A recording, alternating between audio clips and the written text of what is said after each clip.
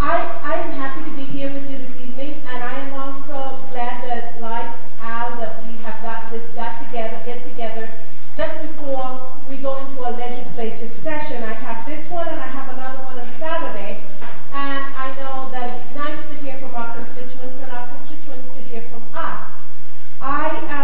As a legislator, I believe that we are to communicate with our constituents and our constituents communicate with us. I'll take the opportunity to say that, and many of you know, that I am an educator, and I stand fast for education. And sometimes, because you're not there, you really don't see, and you really may not understand what some of us have to go through, and the decisions that some of us have to make, and the changing of minds that have to take place, and what others have to do and say for you to come to a final decision. But as everyone before me have spoken, they have all shared how critical education is.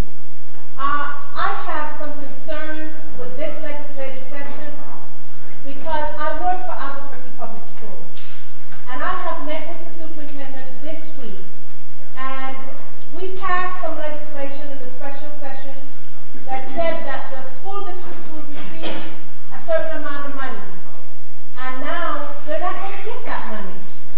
The money is not there. It was never there. And so they're now not going to get that. And if we have an additional cut, they thought they could use the stimulus dollars in order to replace some of those cuts. And the Secretary of State said, no, you cannot do that. And so the school district now, our school district, is in severe straits in trying to come up with the money. And the programs they want to cut and will have to cut is not the teacher in the classroom that teaches math, English, and reading skills. It's the music, it's the art, it's the class, it's the programs and services that help keep our children in school. And so when we look at education, we have to look at the whole child. Another issue that I heard brought up is the fact they want to look at repealing the free tier. I've heard they want to repeal the free tier, but I haven't heard what they're going to replace it with. And so we have to have something in place. We had it where it was a T&E, teaching and experience, and that wasn't working. And we have it where the teachers would teach, and maybe if the child had growth and progress, the teacher would get a pay. That wasn't working.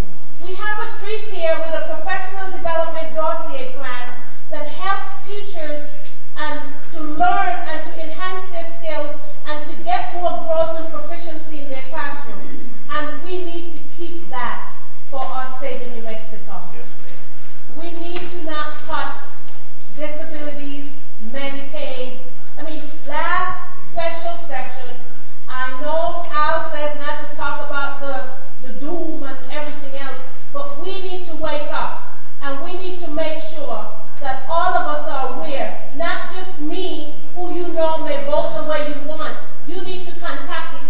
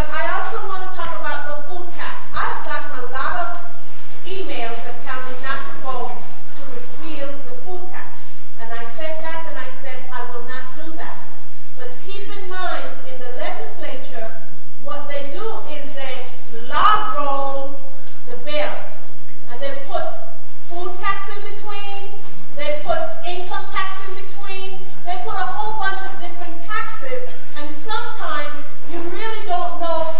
You got to read that entire bill because they give you a synopsis and maybe what you don't want to vote on, something that you don't want to vote on, you end up voting on because it compromises with something else.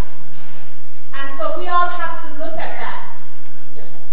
In our process, I want to say that an individual, a representative brought up the idea, and I want to get a feel from you here today whether you think that's a feasible thing. I am not sure. But he stated, what about, he asked us as legislators, what about the, I know, I'm coming, what about the 1 cent, even a 1 cent grocery fee tax? He said it would raise $500 million. But then today, he came back and he said, I'm going to a 0.5 cent grocery fee tax would raise $250 million. And I said, will that cover it? He says, no. I said, we still need 500 million more.